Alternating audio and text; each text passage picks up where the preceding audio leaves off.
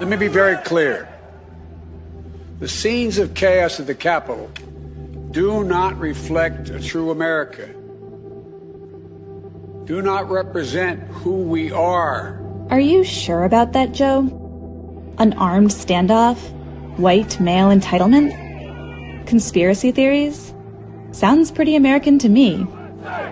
Just look at this guy. This is not who we are as a nation. This is not who we are as a country. It's not who we are. We're better than this. We may be shocked by pictures of a mob invading the Capitol, but check out the paintings hanging behind them in the rotunda. We shouldn't be surprised, because we've always been like this. America is a nation built on stolen land, by stolen people. And if Wednesday's rampage feels historic, it's because violence is in our national DNA.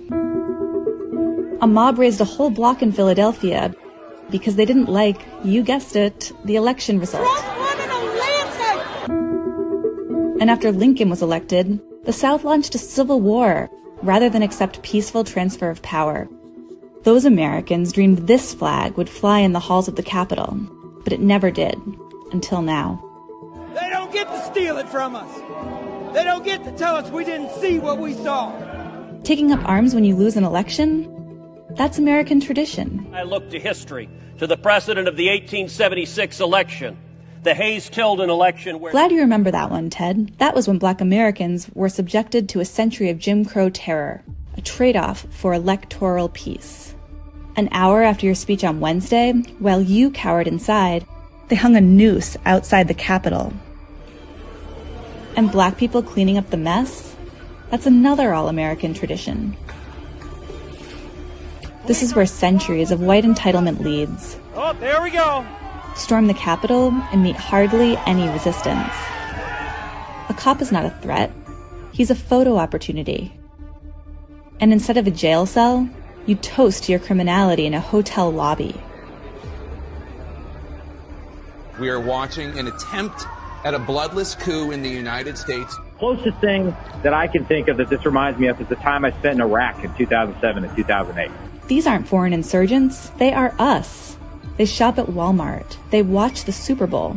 And they're not going anywhere. We were normal, good, law-abiding citizens, and you guys did this to us. We want our country back. And for the purest expression of the American way, just look at the man responsible for Wednesday's violence. A man who leads by Twitter, who knows that if you have enough money, they'll let you do anything. He told us who he was, and we picked him, because this is exactly who we are.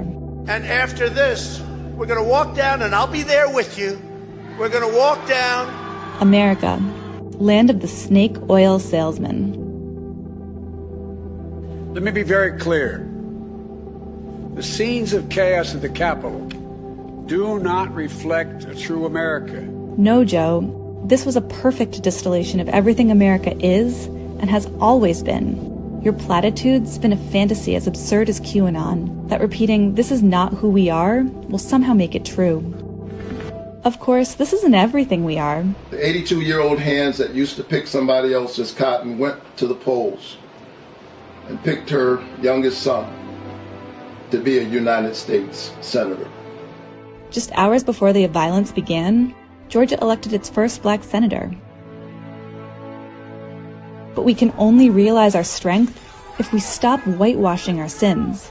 We are a nation forged in racist violence, a society that values wealth over wisdom, a country where personal ambitions mean more than morality, masked with false piety, where citizens wreak havoc on the very institutions that enable them.